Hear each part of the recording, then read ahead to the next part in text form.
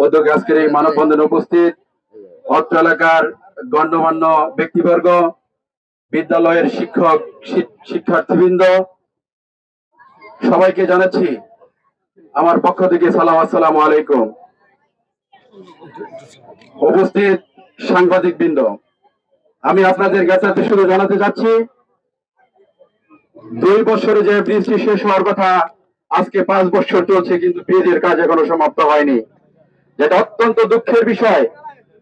কারণ এই রাস্তা দিয়ে 41টি গ্রামের মানুষ চলাফেরা করে, এই রাস্তা দিয়ে প্রতিদিন হাজার হাজার জনতা চলাফেরা করে, অসংখ্য গাড়ি যাতায়াত রয়েছে।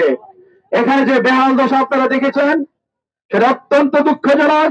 এই রাস্তা দিয়ে চলাফেরা করার কোনো সুযোগ নেই।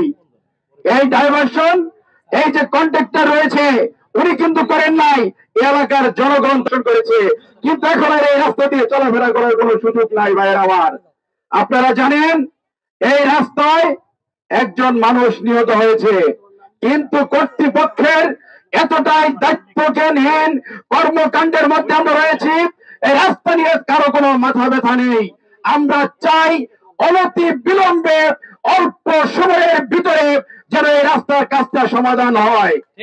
আমি শুধু বলতে চাই, প্রয়োজনে আজকে মানববন্ধন হয়েছে, যদি অনতি বিলম্বে এই রাস্তার কাজ শুরু না হয়, তাহলে আমরা লাগাতার আন্দোলনে যেতে বাধ্য হব। ভাইয়েরা আমার, সাংবাদিক ভাইদের উদ্দেশ্যে বলতে চাই, আপনারা সমাজের দর্পণ, আপনারা এমন ভাবে সংবাদ প্রকাশ করবেন যেন আমাদের ডিসি মহোদয় থেকে শুরু করে, এক্সচেঞ্জার থেকে শুরু করে ইউনো থানা ইঞ্জিনিয়ার পর্যন্ত আমরা যে কোনো সময় এইটা নিয়ে শক্ত অবস্থান গ্রহণ করতে পারি।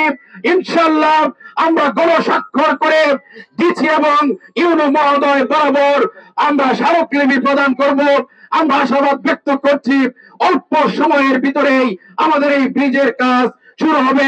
এই আশাবাদ ব্যক্ত করে সকলের সুস্বাস্থ্য এবং দীর্ঘায়ু কামনা করে আমি আমার সংক্ষিপ্ত বক্তব্য শেষ করছি। আসসালামু আলাইকুম।